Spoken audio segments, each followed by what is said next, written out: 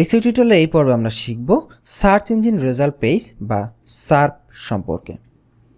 Search engine result page হচ্ছে যখন আমরা কোনো সার্চ ইঞ্জিনে গিয়ে কোনো কিছু লিখে সার্চ করি, সেই সার্চ করার পরে যে রেজাল্টগুলো আমাদের সামনে উপস্থাপিত হয়, যে পেজটা আসে, সেই পেজটাকেই সার্চ ইঞ্জিন রেজাল্ট পেজ বা সংক্ষেপে সার্প বলা হয়। এবং এসইও শিখতে গেলে আমাদের এই পেজের স্ট্রাকচারটা বোঝা অত্যন্ত ইম্পর্ট্যান্ট। ফার্স্ট হচ্ছে এই যে আমরা গুগলে একটি সার্চ করেছি, এটা আমরা বেশ কয়েকবার দেখেছি অলরেডি, যে ল্যাপটপ প্রাইস ইন বাংলাদেশ লিখে। তো ওপরে যেই বক্সে আমরা সার্চ করি সেই বক্সটাকে বলা হয় সার্চ বক্স। এবং এই সার্চ বক্সের ভেতরে আমরা যে কথাটি লিখে সার্চ করি সেটাকে বলা হয় সার্চ টার্ম বা কিওয়ার্ড। এটা হচ্ছে এসইওর অনেক ইম্পর্ট্যান্ট একটি শব্দ এবং পুরো এসইওতে আপনি বারবার কিওয়ার্ডের কথা শুনতে পাবেন। এবং এই সার্চ বক্সের ভিতরে আমরা যা লিখে সার্চ করি সেটাই হচ্ছে কিওয়ার্ড। যখনই আমরা কোনো টপিক লিখে সার্চ করব, গুগল সেই টপিক বা সেই কিওয়ার্ডের এগেনস্টে তার কাছে যে ওয়েবসাইটের তথ্যগুলো জমা আছে সেই ওয়েবসাইটের একটি তালিকা বেস্টের ভিত্তিতে, মানে সেরা 1 2 3 4 5 6 এর ভিত্তিতে আমাদেরকে সাজিয়ে আমার সামনে উপস্থাপন করবে। তার ঠিক সার্চ বক্সের নিচে যদি আমি একটি লক্ষ্য করি, এখানে দেখবেন বিভিন্ন অপশন আছে। এখানে অল সিলেক্ট করা আছে বাই ডিফল্ট, এখানে আছে ইমেজ, নিউজ, ভিডিও। এগুলো হচ্ছে বিভিন্ন ধরনের search result. By default all select করা থাকার মানে হচ্ছে আমি কোনো কিছু লিখে যখন সার্চ করব সেই রিলেটেড টপিকের জন্য, সেই সার্চের জন্য কোন কোন ধরনের রেজাল্ট আমাকে দেখাতে হবে সেগুলো গুগল অটোমেটিক্যালি তাদের সফটওয়্যার, তাদের সিস্টেম আমাদের সামনে দেখাবে। যেমন আমি এখানে লিখেছি ল্যাপটপ প্রাইস ইন বাংলাদেশ, এখানে সে শুধুমাত্র টেক্সট জাতীয় রেজাল্টটি আমার সামনে দেখাচ্ছে। আমি কিছুক্ষণ পরে আপনাকে দেখাবো এই একই জায়গার মধ্যে গুগল ইমেজ দেখাতে পারে, নিউজ দেখাতে পারে, ভিডিও দেখাতে পারে, ম্যাপস দেখাতে পারে, ইত্যাদি বিভিন্ন ধরনের রেজাল্ট কম্বাইন করেও দেখাতে পারে। এবং আমি যদি চাই পার্টিকুলারলি শুধু ইমেজ দেখব, সেক্ষেত্রে ইমেজের উপর ক্লিক করলে শুধুমাত্র ইমেজ আসবে। যদি ভিডিওতে ক্লিক করি শুধুমাত্র ভিডিও আসবে, আর কিছুই না। এবং অলে ক্লিক করলে আমার জন্য যেটা বেস্ট, আমার জন্য যদি ছবি বেস্ট হয়, যদি লেখা টেক্সট বেস্ট হয়, যদি ভিডিও বেস্ট হয়, সেগুলো সে কম্বাইন করে আমাকে দেখাবে।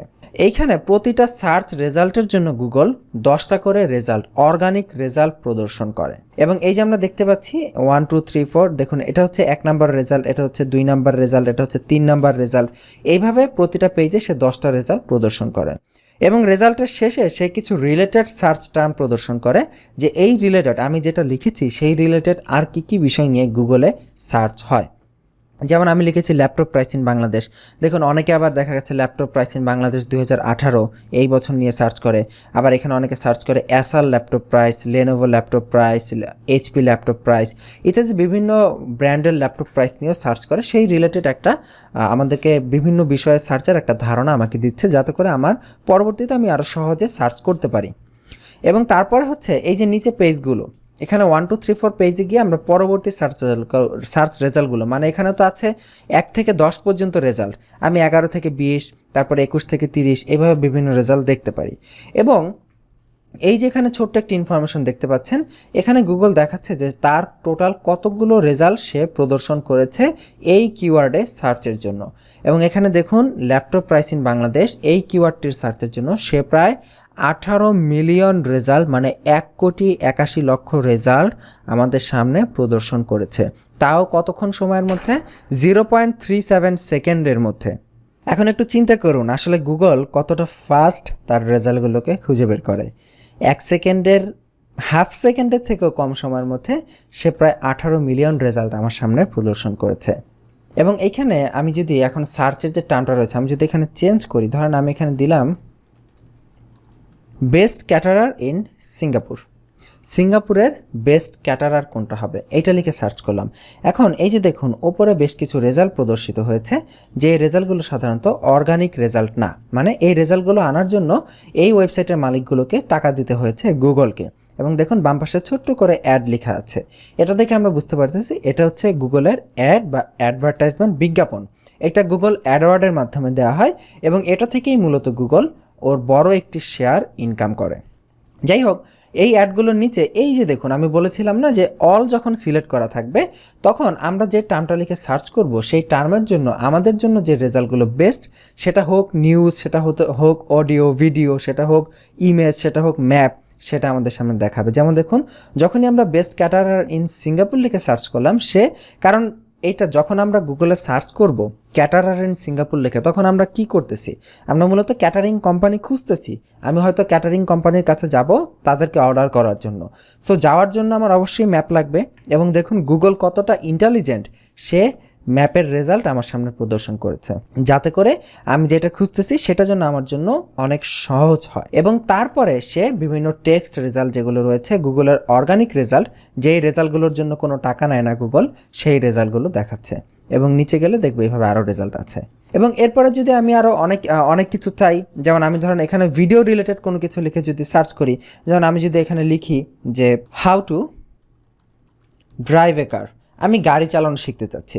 এখন আমি সার্চ করার আগে একটু মনে মনে ভাবি, এই যে গাড়ি চালানো শিখতে চাচ্ছি, এটার সবচেয়ে বেটার কি হয় বলুন তো? গাড়ি চালানো কি আপনাকে বইয়ে পড়ে কি বোঝানো সম্ভব?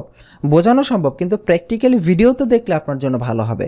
তো আমি ধারণা করতেছি যে হয়তো বা এটা লিখে সার্চ করলে ভিডিও আসতে পারে।